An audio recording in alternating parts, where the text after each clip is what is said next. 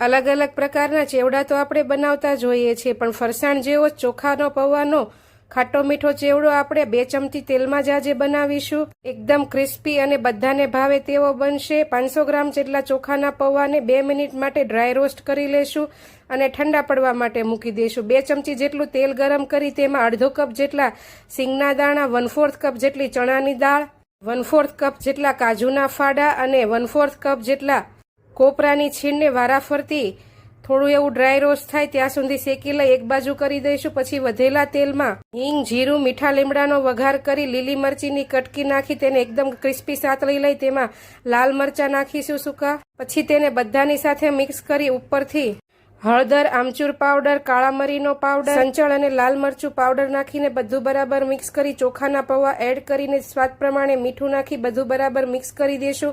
નીચે ઉતારી દળેલી ખાંડ નાખીને બરાબર મિક્સ કરીશું।